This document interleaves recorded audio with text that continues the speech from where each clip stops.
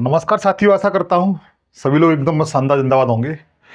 दोस्तों, आज मैं एक बहुत ही शानदार जिंदाबाद और महत्वपूर्ण टॉपिक पढ़ाने के लिए जा रहा हूँ, जिससे हर प्रतियोगी परीक्षा में आप भारतवर्ष का कोई भी एग्जाम देते हैं, चाहे यूपीएससी से लेकर के ग्रुप डी तक, सेंट्रल गवर्नमेंट का कोई एग्जाम हो या फिर स्टेट गवर्नमेंट का, इस टॉपिक से आपके एग्जाम में 1 से 2 क्वेश्चन पूछे जाते हैं। इस टॉपिक का नाम है भारत के परमाणु संयंत्र। परमाणु रिएक्टर के बारे में अक्सर यह पूछा जाता है कि कौन सा परमाणु संयंत्र किसके सहयोग से स्थापित किया गया था और कौन सा परमाणु संयंत्र किस राज्य में है। अक्सर ये 2 से 3 प्रकार से क्वेश्चन में आते हैं। छोटा सा टॉपिक है, अगर आप ठीक तरीके से इसको अध्ययन कर लेते हैं तो समझ लीजिए 2 से 3 क्वेश्चन आपके क्लियर हो जाएंगे। ये तो निश्चित है कि इस टॉपिक से हर प्रतियोगी परीक्षा में आपका 1 या 2 क्वेश्चन तो निश्चित पूछा जाता है। लेकिन आप लोगों से छोटी सी गुजारिश करूंगा, आपका भाई इसी प्लेटफॉर्म पर जीएस के सारे विषय बिल्कुल फ्री पढ़ाता है। चाहे आप हिस्ट्री हुआ, ज्योग्राफी हुआ, पॉलिटी हुआ, इकोनॉमिक्स हुआ, जनरल साइंस हुई, विद करंट अफेयर और रीजनिंग, ये सारी चीजें आपको निःशुल्क मिलती रहेंगी। आपको सिर्फ एक काम करना है कि आपको मेरा चैनल है वो सब्सक्राइब कर लीजिए, घंटी बजा के ऑल पर सेलेक्ट कर लेना, ताकि जो भी सेशन बनाओ उसका नोटिफिकेशन आप तक पहुंच सके, ताकि आप एग्जाम में बेहतर से बेहतर करके अपना सिलेक्शन पा सको। ये मैं आपके सफलता की कामना करता हूं, हाथ जोड़ करके मित्र। आप ये काम निश्चित करेंगे। बगैर देरी क्यों चलते अपने सेशन की ओर।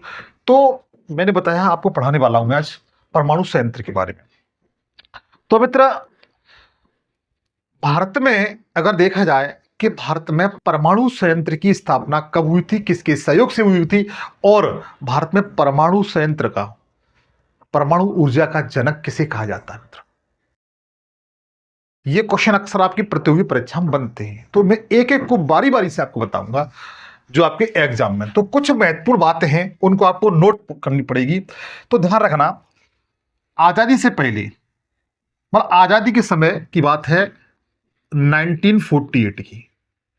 कब मित्र? 1948 की बात है। डॉक्टर होमी भाभा जहांगीर के माध्यम से भारत में इसकी शुरुआत होती है। कब, किसके द्वारा शुरुआत होती है? तो बता सकते हैं डॉक्टर होमी जहांगीर भाभा। इनका नाम आप लोग याद कर लेना बच्चों, ठीक है। डॉक्टर होमी जहांगीर भाभा, इन्हीं के निर्देशन में, इन्हीं के निर्देशन में, इन्हीं के निर्देशन बच्चों भारत में परमाणु संयंत्र का आरंभ होता है। इसी कारण जो अपने डॉक्टर होमी जहांगीर भाभा हैं, इन्हें भारत में परमाणु संयंत्र का, परमाणु संयंत्र का जनक कहा जाता है। क्या कहा जाता है? जनक कहा जाता है। तो आप लोग इन बातों को याद रखेंगे। इन्हीं के दिशा निर्देशन में भारत में परमाणु संयंत्र की शुरुआत होती है। किसकी? परमाणु संयंत्र की, परमाणु रिएक्टर की शुरुआत होती है इन्हीं के निर्देशन में। और इसी कारण डॉक्टर होमी जहांगीर भाभा को भारत में परमाणु संयंत्र को बच्चों क्या कहा जाता है? जनक या पिता कहा जाता है। पिता भी लिख देता हूं, कहीं आप ये ना समझे तरीके से क्वेश्चन बने, आप बड़े सरलता से इस तरह से करेंगे मित्र, ये मैं गुजारिश करता हूं आपसे। और उसके बाद इन्हीं के दिशा निर्देशन में, इन्हीं के दिशा निर्देशन में वर्ष 1954, बच्चों ध्यान रखना, कब? वर्ष 1954 में। ये सारे फैक्ट पूछे जाते हैं, ये डेट आप लोग याद रखना, 1948 और 1954। इन्हीं के निर्देशन में भारत में परमाणु ऊर्जा विभाग, ऊर्जा विभाग क्या होती है बच्चों? स्थापना होती है। क्या होती है? स्थापना होती है। डॉक्टर होमी जहांगीर भाभा के नेतृत्व में भारत में परमाणु ऊर्जा विभाग की स्थापना की जाती है इन्हीं के माध्यम से बच्चों। लेकिन समय बदलने के साथ साथ होता ऐसा है कि जैसे ही वर्ष 1967 आता है, कौन सा? वर्ष 1967 आता है, 1967 आता है, तो परमाणु ऊर्जा विभाग था बच्चों, इसका नाम बदल दिया जाता है। क्या कर दिया था, इसके नाम में क्या कर दिया था, परिवर्तन कर दिया जाता है और इसका नाम क्या हो जाता है, तो ध्यान रखना BARC, इसे लोग बार्क कह सकते हैं, बार्क कह सकते हैं। अच्छा बार्क्स क्या है, इसकी फुल फॉर्म क्या है, तो वो ही बताता हूं। मतलब थोड़ा समझिए, डॉक्टर होमी जहांगीर बाबा के नेतृत्व में भारत में परमाणु विभाग की स्थापना होती है। कब? 1954 में। इस परमाणु ऊर्जा संयंत्र है, इसकी जो ये जो विभाग है इसका नाम बदल करके क्या कर दिया जाता है, BARC कर दिया जाता है। अच्छा BARC की फुल फॉर्म क्या होती है, ये आपके एग्जाम पूछी जाती है, ध्यान रखना। भारत, भारत आप लोग नोट करते जाइए, भारत परमाणु, परमाणु अनुसंधान, अनुसंधान केंद्र, centre, Bharat atomic research centre, ये इसकी फुल फॉर्म होती है। भारत परमाणु ऊर्जा, भारत परमाणु ऊर्जा अनुसंधान केंद्र बच्चों इसकी क्या होती है, फुल फॉर्म होती है। तो ये चीज आप लोगों को याद कर लेना वरना बारी बारी से, क्योंकि ये कभी कभी सिस्टम भी आप लोगों को याद, सिस्टम से याद कर लोगे तो मैं जानता हूं आपको ये चीजें बेहतर तरीके से याद हो जाएगी। अब जरा आगे जरा ध्यान दीजिए, आगे ये होता है, कभी कभी ये पूछा जाता है कि जैसे भाभा परमाणु ऊर्जा या अनुसंधान केंद्र,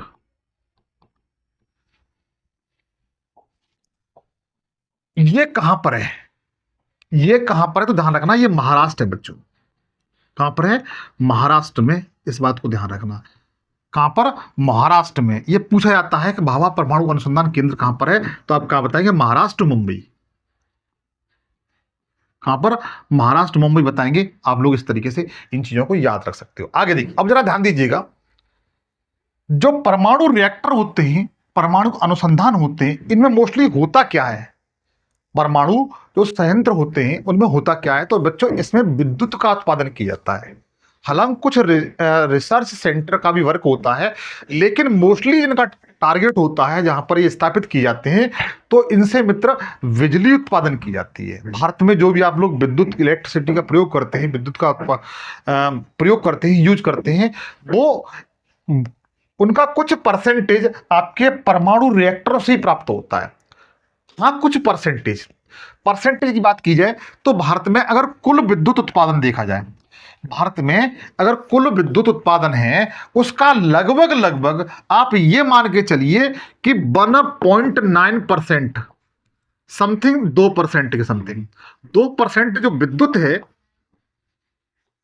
वो किससे प्राप्त होती है, तो इनसे प्राप्त होती है, परमाणु रिएक्टरों से, परमाणु रिएक्टरों से प्राप्त होती है, परमाणु रिएक्टरों से बच्चों प्राप्त होती है। कितनी, लगभग 2% सिंह। अब आप ये कहेंगे कि सर ये भी बताइए कि भारत में जो बिजली उत्पादन होती है वो सबसे ज्यादा किससे प्राप्त होती है, क्योंकि ये भी क्वेश्चन नायब तहसीलदार का जब एग्जाम हुआ था तब पूछा गया था। ये अगर पूछा जाए कि भारत में सबसे अधिक जो विद्युत उत्पादन होती है वो किस किस से होती है, तो मैं आपको क्रम बता देता हूं, मैं आपको क्रम बता देता हूं। तो ध्यान रखना, जैसे भारत में विद्युत उत्पादन, उत्पादन सबसे ज्यादा किससे होती है, तो थर्मल पावर से, तापीय ऊर्जा से, तापीय ऊर्जा से बच्चों। ये तापीय ऊर्जा को हम लोग थर्मल पावर कहते हैं। क्या कहते हैं, थर्मल पावर कहते हैं। थर्मल पावर का मतलब जैसे हम लोग इसमें थर्मल पावर में जैसे विद्युत उत्पादन करते हैं, जैसे कोयला है, पेट्रोलियम है,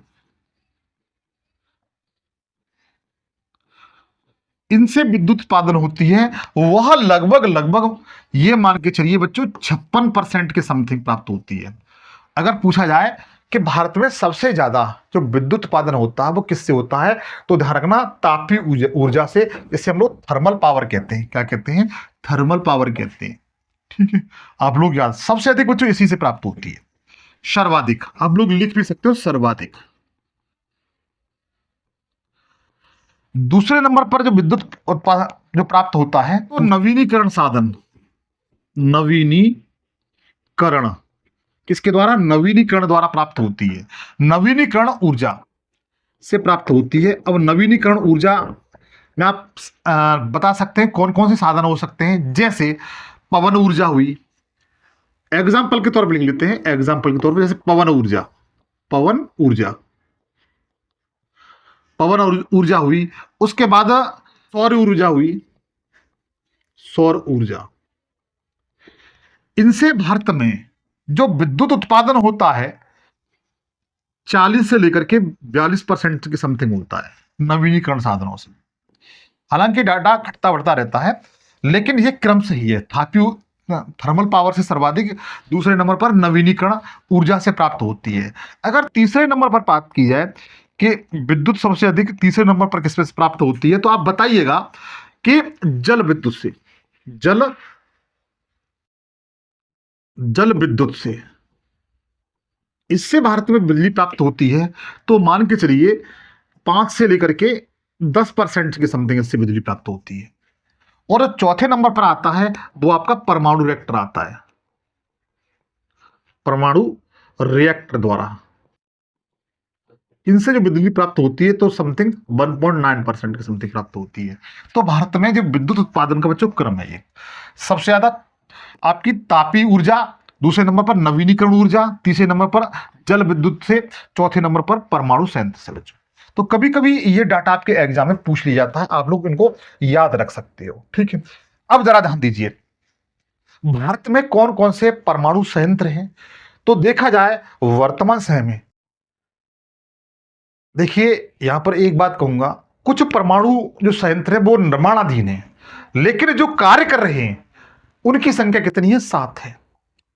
7 परमाणु संयंत्र हैं जो वर्तमान समय में अपने कार्य कर रहे हैं, मतलब विद्युत का उत्पादन कर रहे हैं, और कुछ निर्माणाधीन है बच्चों। तो वो 7 कौन कौन से हैं, वो 7 को आपको यहां इसमें बताने का मैं प्रयास करूंगा। तो आप प्रत्येक को बारी बारी से नोट करते हुए जाइए बच्चों। तो सबसे पहले ये आपका महाराष्ट्र राज्य है, मैप पे देख सकते हैं, ये अपना बच्चों महाराष्ट्र राज्य है, महाराष्ट्र।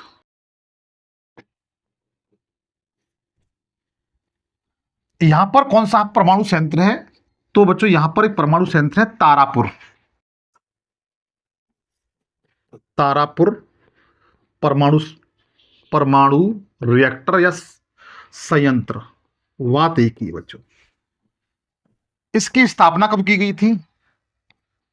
इसकी स्थापना की बात की जाए तो स्थापना बताइए, इसकी जो स्थापना कब की गई थी?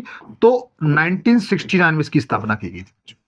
पूछा जाए, देखो क्वेश्चन बन सकता है किस तरीके से कि तारापुर परमाणु संयंत्र कहां पर स्थित है, तो बताएंगे कि यह महाराष्ट्र राज्य में। स्थापना कब की गई थी? तो ध्यान रखना 1969 में इसकी बच्चों स्थापना की गई थी। अच्छा, एक क्वेश्चन और आता है, इसका स्थापना की गई थी तो किसके सहयोग से स्थापित की गई थी? तो ध्यान रखना यूएसए के सहयोग से, यूएसए के सहयोग से यह स्थापित किया गया था। कौन सा?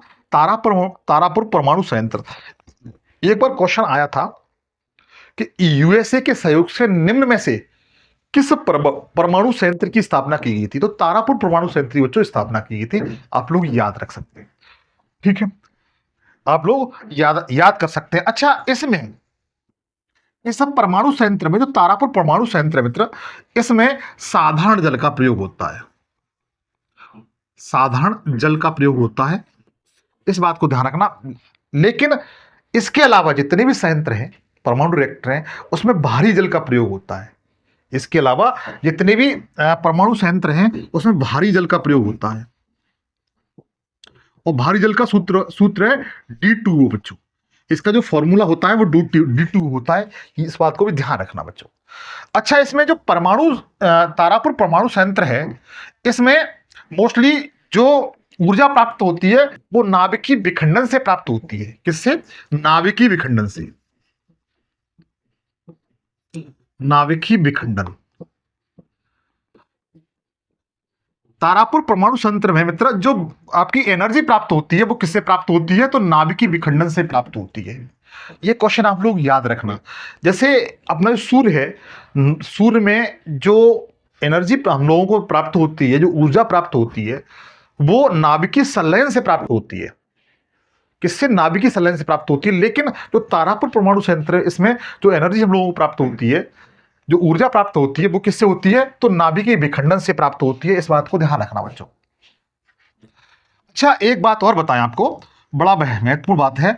बात यह है कि जो नाभिकीय विखंडन से जो एनर्जी हम लोगों को प्राप्त होती है परमाणु रिएक्टर में, अगर उसे कंट्रोल नहीं किया तो बहुत बड़ा विस्फोट हो जाएगा। तो कंट्रोल करने के लिए उसमें कैडमियम की कुछ छड़ें डाली जाती हैं। किसकी? कैडमियम की। बच्चों क्या डाली जाती है? छड़ें डाली जाती है नियंत्रण करने के लिए। किसकी? कैडमियम की। कैडमियम की छड़ें डाली जाती हैं नियंत्रण करने के लिए।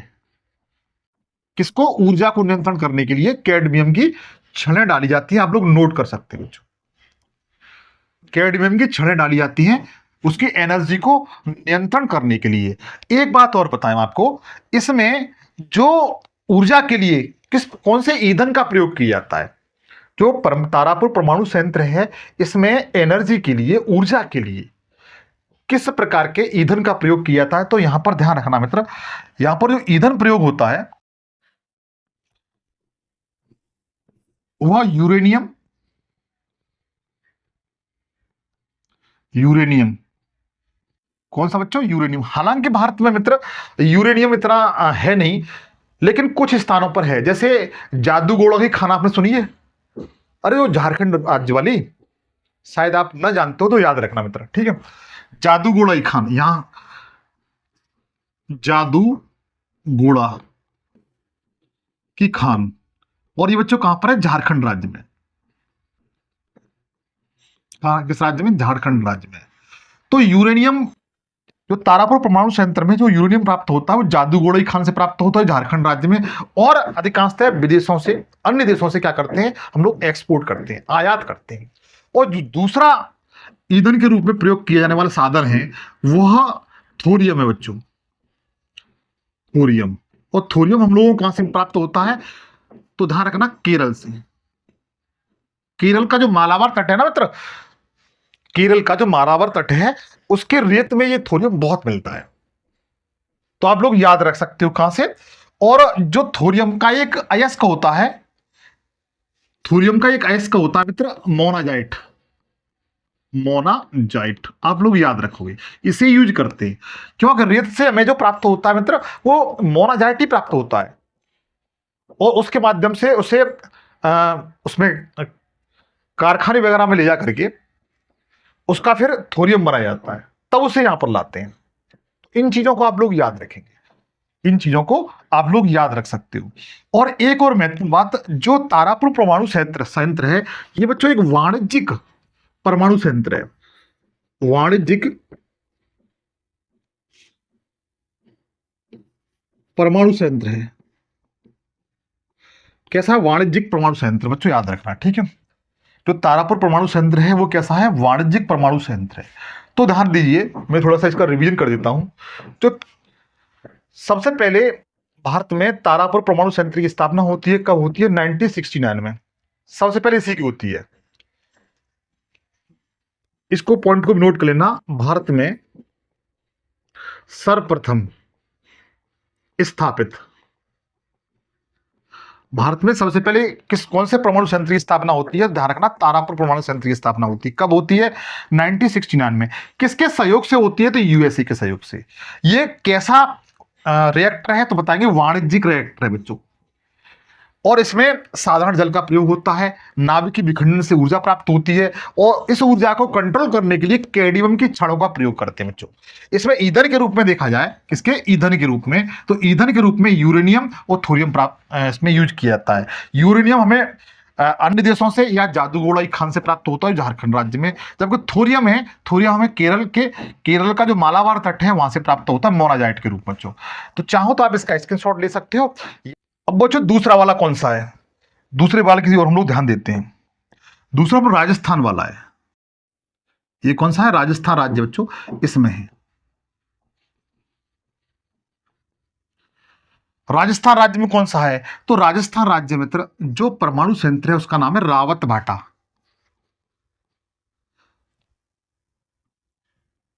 रावत भाटा परमाणु संयंत्र।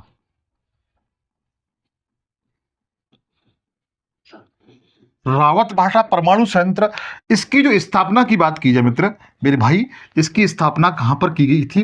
तो राजस्थान में की गई थी। कब की गई थी? तो ध्यान रखना 1975 में। कब? 1975 में इसकी बच्चों क्या की गई थी? स्थापना की गई थी। और ये शायद राजस्थान के कोटा जिले में है, कोटा डिस्ट्रिक्ट में, इस बात को भी ध्यान रखना, ठीक है। और यहां पर मोस्टली 6 रिएक्टर कार्य करते हैं। कितने? 6 रिएक्टर लगाए गए हैं। क्या लगाए गए? 6 रिएक्टर लगाए गए हैं, ठीक है। और ये 6 रिएक्टर वर्तमान समय में कार्य कर रहे हैं। और इसके अलावा एक और मुख्य बात, इसकी जो स्थापना की गई, ये बनाया गया था तो ये कनाडा के सहयोग से बनाया गया था। किसके? कनाडा के सहयोग से बनाया गया था। इस बात को मेरे भाई याद रख लेना कि इसका जो निर्माण किया गया था रावत भाटा परमाणु संयंत्र का, तो इसका निर्माण कनाडा के सहयोग से बच्चों बनाया गया था। ये बातें 100% याद रख लेना बच्चों। पूछा जाए रावत भाटा परमाणु संयंत्र कहां पर है, तो राजस्थान के कोटा जिले में 1975 में इसकी स्थापना की गई है। तो बड़ा महत्वपूर्ण बात है, आप चाहो तो इन सब चीजों का स्क्रीनशॉट ले सकते हो। अब जरा ध्यान दीजिएगा, ये तो दोनों मित्र जो तारापुर हुआ और रावत भाटा, ये दोनों मतलब अन्य देशों के सहयोग से स्थापित की गई थी। लेकिन कभी कभी क्वेश्चन ऐसा आ जाता है कि आप लोग ये बताएं, भारत ने अपना स्वयं मतलब किसी देश का सहयोग नहीं लिया था, किसी देश का सहयोग नहीं लिया था, अपने खुद सेल्फ स्वदेशी परमाणु संयंत्र स्थापित किया था। तो हो सकता है इस तरीके से कुछ क्वेश्चन आगे आ जाए तो आप बता ले जाएं। तो पूछा जाए कि भारत का पहला अपना स्वतंत्र स्वदेशी परमाणु रिएक्टर कौन सा है, तो ये मित्र तमिलनाडु राज्य में। ये राज्य कौन सा है? तमिलनाडु। मैं टीएम लिख देता हूं मित्र, टीएम, तमिलनाडु। तमिलनाडु में कौन सा है? तो ध्यान रखना, कलपक्कनम, कलपक्कनम परमाणु संयंत्र या रिएक्टर। कलपक्कनम परमाणु रिएक्टर। तो पूछा है क्वेश्चन यही जाएगा सबसे पहले कि कलपक्कनम परमाणु रिएक्टर कहां पर है, तो बताइए तमिलनाडु राज्य में। इसकी स्थापना कब की गई थी? तो इसकी स्थापना की बात की जाए मित्र, वो 1984 में की गई थी मेरे भाई। कब? 1984 में की गई थी। और इसकी मुख्य विशेषता क्या है बच्चों? इसकी मुख्य विशेषता यह है कि भारत का प्रथम स्वदेशी रिएक्टर है ये। भारत का प्रथम स्वदेशी रिएक्टर है। इस बात को 100% याद रखेंगे। अगर आपसे पूछा जाता है मित्र कि भारत का पहला स्वदेशी रिएक्टर कौन सा है, तो आप क्या बताएंगे? कलपक्कनम परमाणु रिएक्टर, जो कहां पर है? तमिलनाडु में। स्थापना कब हुई थी? तो 1984 में इसकी स्थापना की गई थी बच्चों, ठीक है। अच्छा, तमिलनाडु में बच्चों 2 है, एक तो आपका कलपक्कनम है और दूसरा है, वो आपको बताता हूं, आप पहले से नोट कर लें या स्क्रीनशॉट ले लें हम लोग। तमिलनाडु और दूसरा कौन सा है, तो वो आपको बताता हूं, ये हटाना पड़ेगा।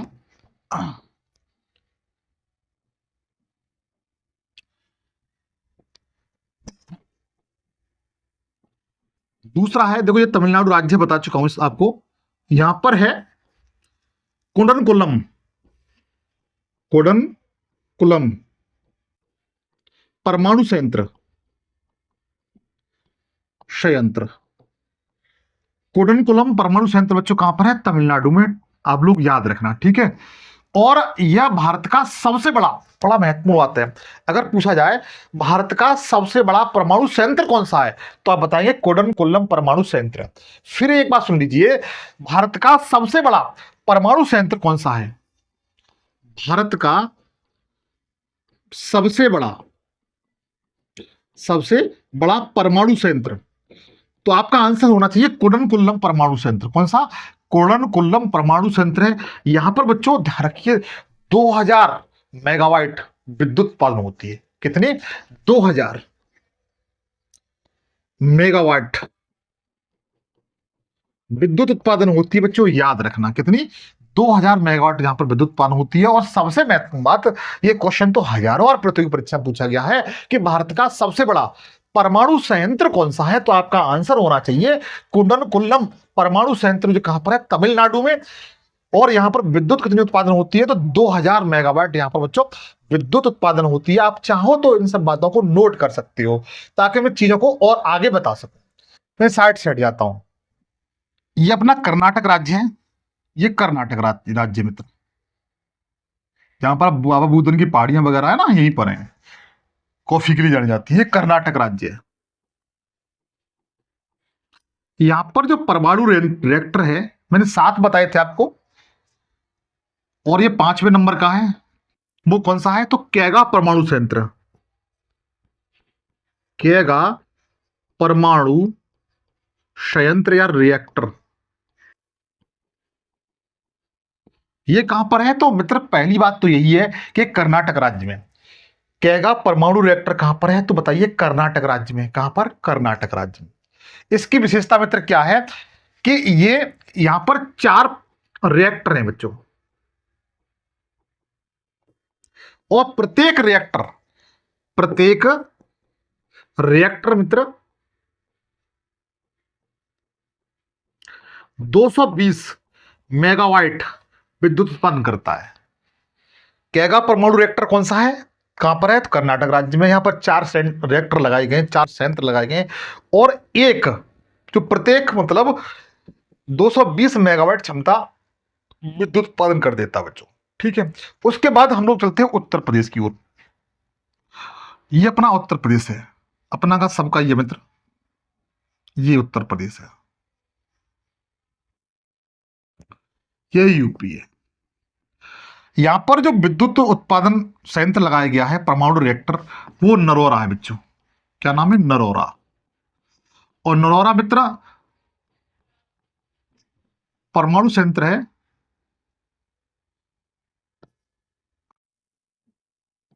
संयंत्र, ये उत्तर प्रदेश के बुलंदशहर जिले में है।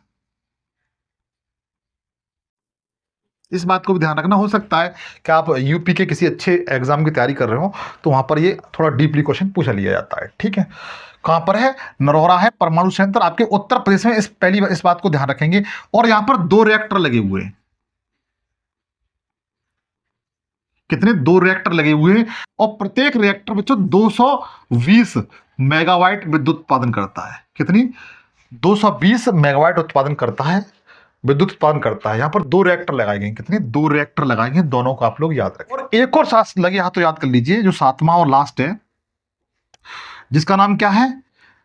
ककरापारा। और ककरापारा संयंत्र कहां पर है? तो बताइए, गुजरात राज्य में। ये अपना गुजरात राज्य है।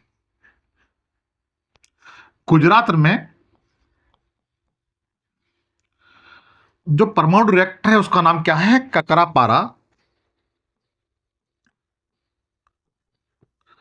परमाणु संयंत्र। ये कहां पर बच्चों? गुजरात राज्य में। सबसे पहली बात यह याद रखेंगे कि ये कहां पर है? गुजरात राज्य में। और यहां पर बच्चों 2 रिएक्टर लगाए गए। कितने लगाए? 2 रिएक्टर लगाए गए, और प्रत्येक जो रिएक्टर है वो 220 मेगावाट विद्युत उत्पादन करता है। कितना? 220 मेगावाट विद्युत उत्पादन करता है।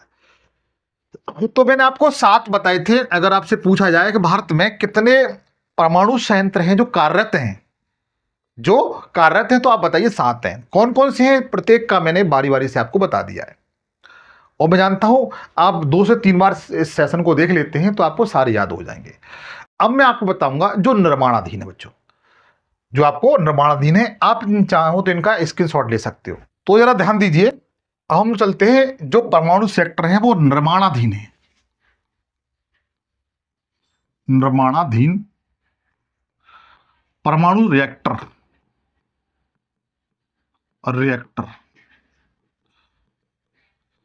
ठीक है, जो आपके एग्जाम पूछे जाते हैं बच्चों। कौन कौन सा है? सबसे पहले गुजरात में देखते हैं। गुजरात में जो निर्माणाधीन है, ये अपना गुजरात है मित्र, गुजरात है ये। ठीक है, यहां पर कौन सा है?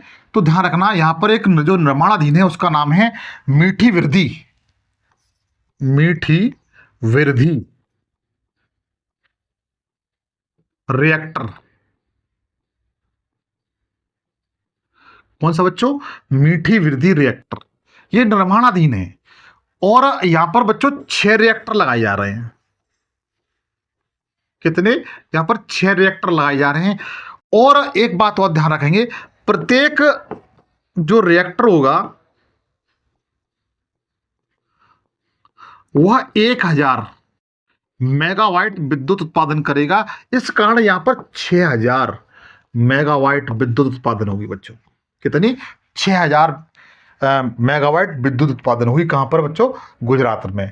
जो कहां पर लगाया जा रहा है, किस नाम से? मीठी वृद्धि रिएक्टर। आप लोग इसको याद कर, ये निर्माणाधीन है बच्चों। जितने अब बता रहा हूं वो कैसे निर्माणाधीन है। उसके बाद हम लोग देखते हैं महाराष्ट्र राज्य में कौन कौन से हैं। ये अपना महाराष्ट्र राज्य। महाराष्ट्र में कौन सा है? तो महाराष्ट्र में कौन सा, ध्यान रखना, जैतापुर। जैतापुर रिएक्टर। ये पूछा जा सकता है कि जैतापुर रिएक्टर कहां पर निर्माणाधीन है, तो बताएंगे महाराष्ट्र में। कहां पर मित्र? महाराष्ट्र में। यहां पर भी बच्चों 6 रिएक्टर लगाए जा रहे हैं। कितने? 6 रिएक्टर लगाए जा रहे हैं। और प्रत्येक की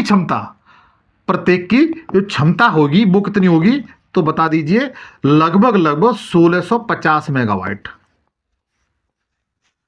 तो मैं जानता हूं यहां पर समथिंग 10,000, कितनी बच्चों? 10,000 मेगावाट विद्युत उत्पादन हो सकती है। कहां पर? जैतापुर। कहां पर? जैतापुर बच्चों। ठीक है। उसके बाद हम लोग देखते हैं मध्य प्रदेश में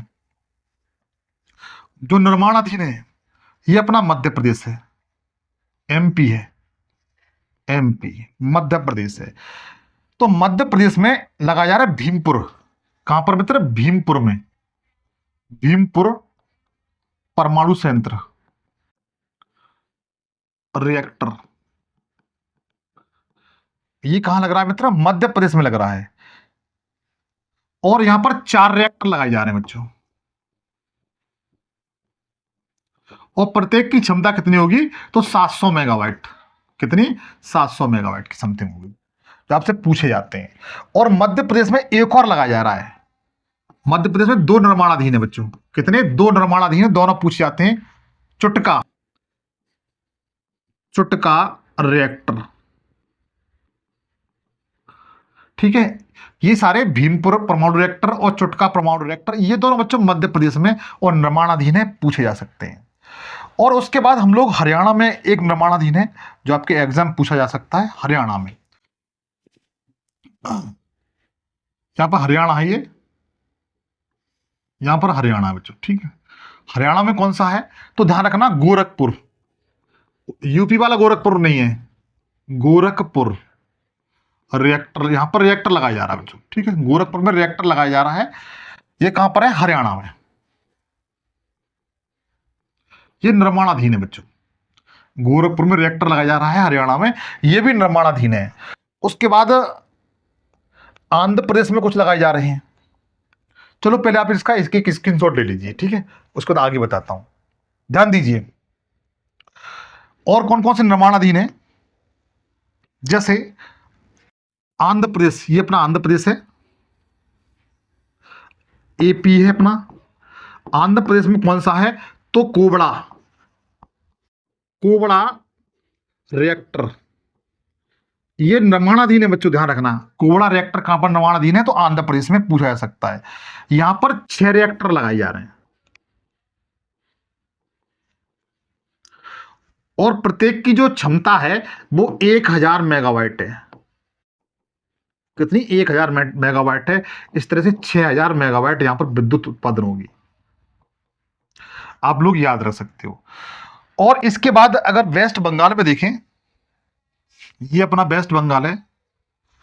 वेस्ट बंगाल, यहां पर कौन सा लगाया जा रहा है, तो हरिपुर रिएक्टर, ये लगाया जा रहा है वेस्ट बंगाल में। कहां पर? वेस्ट बंगाल में, हरिपुर। और इसकी जो यहां पर जो रिएक्टर लगाए जाएंगे उनकी संख्या कितनी होगी, 6 रिएक्टर लगाए जाएंगे। कितने 6 रिएक्टर लगाए जाएंगे और प्रत्येक की जो क्षमता होगी वो 1000 मेगावाट होगी बच्चों। तो समथिंग 6000 मेगावाट यहां पर भी उत्पादन की जाएगी बच्चों विद्युत। तो इस तरीके से निर्माणाधीन है जिनके बारे में मैंने आपको बताया। वेस्ट बंगाल में हरिपुरा है और आंध्र प्रदेश में कोबड़ा रिएक्टर है। इन सबको आप बेहतर तरीके से याद रख सकते हैं। अच्छा, एक बात और बताऊं मैं, ये जो रिएक्टर स्थापित किए जा रहे हैं ये विद्युत उत्पादन के लिए रिएक्टर स्थापित किए जाने से बिजली बनेगी। लेकिन कुछ रिएक्टर ऐसे भी थे भारत में, अपने प्यारे भारत में, जिनका केवल उन्हें स्थापित करने का केवल यह लक्ष्य था कि उन पर अनुसंधान करना, रिसर्च करना। तो आप रिसर्च वाले कौन कौन से हैं उनको भी जरा नोट कर लीजिए। जहां पर वैज्ञानिक रिसर्च होती है तो वैज्ञानिक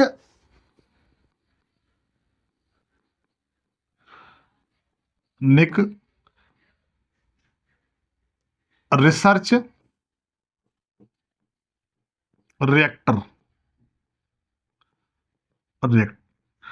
जो आपके एग्जाम पूछे जाते हैं, और जितने भी ये हैं ये सारे बच्चों कहां पर हैं, ये महाराष्ट्र में हैं। कहां पर हैं जितने बताऊंगा वो सब कहां पर है, महाराष्ट्र में है। महाराष्ट्र के मुंबई में। जैसे आपने नाम सुना होगा अप्सरा का, किसका, अप्सरा, ठीक है। इसकी स्थापना कब हुई थी, तो 1956 में इसकी स्थापना हुई थी। ये किसके लिए स्थापित किया गया था, तो वैज्ञानिक अनुसंधान के लिए, वैज्ञानिक अनुसंधान के लिए। यहां पर केवल वैज्ञानिक अनुसंधान कार्य होता था, किसमें, अप्सरा में। उसका साइरस सुना, आपने सुना होगा साइरस के बारे में। यह कब स्थापित किया गया था, तो 1960 में, जबकि अप्सरा 1956 में, साइरस 1960 में स्थापित किया गया था। उसके बाद जर्लिन स्थापित किया गया था।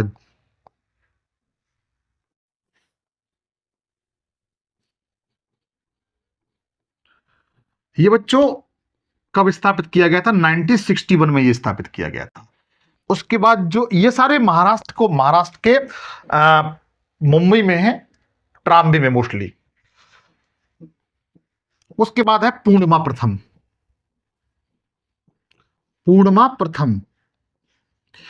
पूर्णिमा प्रथम कब स्थापित किया गया था, यह पूछा गया है, तो 1972 बच्चों। उसके बाद पूर्णिमा द्वितीय,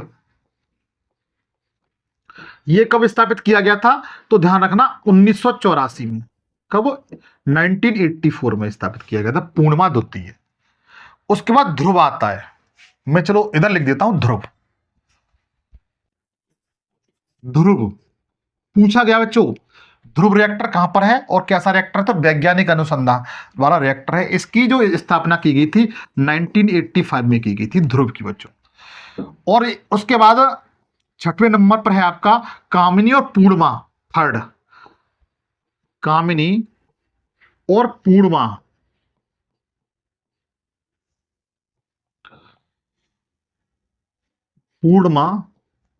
थर्ड, कामिनी और पूर्णिमा थर्ड, इसकी जो स्थापना की गई थी वो 1990 में की गई थी बच्चों। आप लोग ये याद रखेंगे। और ये सारे जो रिएक्टर मैंने आपको बताए ये महाराष्ट्र में है, महाराष्ट्र के ट्राम्बे में। कहां पर, ट्राम्बे में, आप लोग याद रखेंगे बच्चों। अप्सरा की स्थापना पूछी है कब की गई थी, तो 1956 में, साइरस की 1960 में, जर्लिन की 1961 में, पूर्णिमा प्रथम की 1972 में, पूर्णिमा द्वितीय की 1984 में, और ध्रुव की 1985 में, कामिनी और पूर्णिमा थर्ड की 1990 में। ये सारे वैज्ञानिक अनुसंधान केंद्र है बच्चों जो आपके एग्जाम में पूछे जाते हैं। मैं जानता हूं कि ये सारे आप लोगों ने बेहतर तरीके से नोट कर लिए होंगे। अगर नोट कर लिए हैं तो बहुत अच्छी बात है, और एग्जाम टाइम में आप जाते हुए इनको 1 से 2 बार रिवीजन कर ले जाएं, ताकि आपका एग्जाम में आपको 1 या 2 क्वेश्चन जो आपके एग्जाम में आए उसे आप बेहतर तरीके से कर पाएं। यह सेशन आपको कैसा लगा आप मुझे कमेंट सेक्शन में जरूर बताएंगे। इसके साथ साथ अगर अच्छा लगा हो तो लाइक करिए, सेशन पे नहीं हो तो चैनल को सब्सक्राइब कर लेना। फिर एक बार कहना चाहता हूं, आपका ये भाई इसी प्लेटफॉर्म पर जीएस के सारे विषय बिल्कुल फ्री पढ़ाता है। इसके लिए रिक्वेस्ट करता हूँ चैनल को सब्सक्राइब कर लें। फिर मुलाकात होगी, तब तक के लिए जय हिंद, धन्यवाद।